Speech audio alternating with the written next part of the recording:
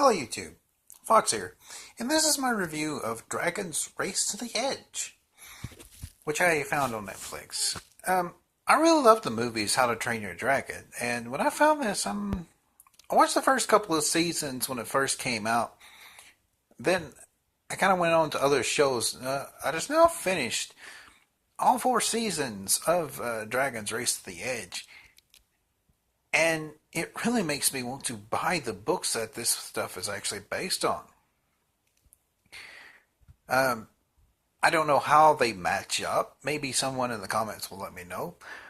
But as for the show, non-stop action from episode 1 to the last episode, season 4, episode 13. Now, the only thing I see wrong with it is it kind of sort of don't match up to the second movies, the best I can remember it. I might have to go back and actually watch the second movie to see if it matches up to anything that was done in the second movie. But as far as just to have something, if you love the movies, to actually sit and watch, with, from what I can tell, are the original voice actors from the movies. It's not a bad show at all. I mean, sure, it's a kid's show, but I mean, who? It's got dragons. I mean, come on. But from a writing standpoint, that is the only downside I see of the show. Is it? I don't know. I really have to go and watch the second movie again just to see if any of it kind of correlates. And I hope they actually come out with a season 5. Because I think Netflix and DreamWorks have really teamed up for a great show. And to me, like I said, it really makes me want to go pick up the books. Now, unfortunately, I don't know exactly how many they are. I just know there's quite a bit. I have actually looked it up, and I found the first book, and then as I was scrolling around, I saw book 9, book 10. So, it's probably going to take me a while to read through them just to see if anything matches up to the shows, the movies, which, as we all know, usually don't. But still, the animation in this, unlike other Netflix properties, this has got a full DreamWorks army behind it, because to me, the animation in this is just like it was in the movies. Excuse me, sorry. I mean, they even give the dragons personalities in a way that you probably don't really see much in the movies. I mean, even Toothless has got a more of a personality in the show than he ever did in the movies, I think. Of course, there's some new characters, some new enemies for them to go up against, and I really want to see more of this. A lot more. But if they do any more of it, I got a feeling DreamWorks and Netflix together is probably going to say the second movie is not canon anymore. As far as I know. Because I know the movie, big spoiler, I am sorry.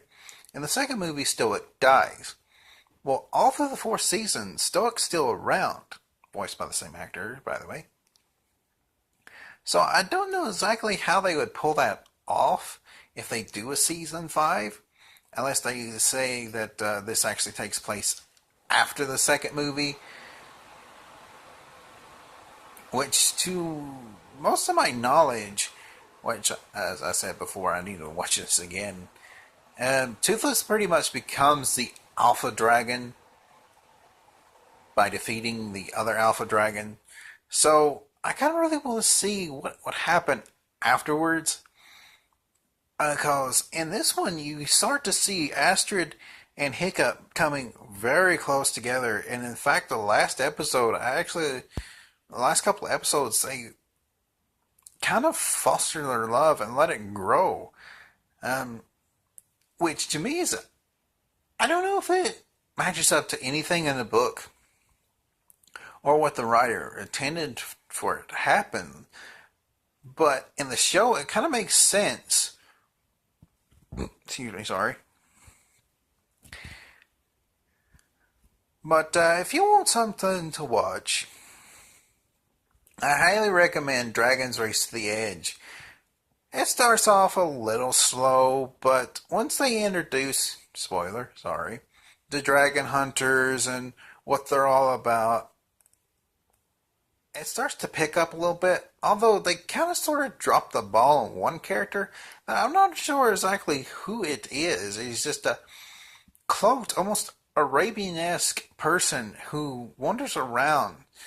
Um, they never do touch on exactly who it is or why he's there. He comes and goes throughout the show in the later seasons, so I don't know who he is. I want to know who he is. If you know in the comments, let me know. Um, as far as anything else in the show, I really don't see much bad in it. Um, there's great animation. There is some great storylines. The characters, the dragons, especially. Um, even new allies, in a way, known as Defender of the Wing.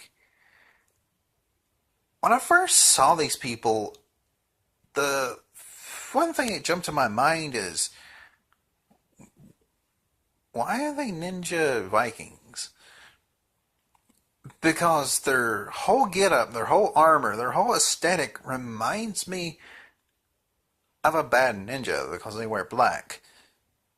If Google it, they didn't wear black. They wore sort of what I'm wearing, kind of like a dark bluish, because it blends in more. But I wish they would have touched more on them as well. I know time restraints and writer restraints and stuff like that, but still,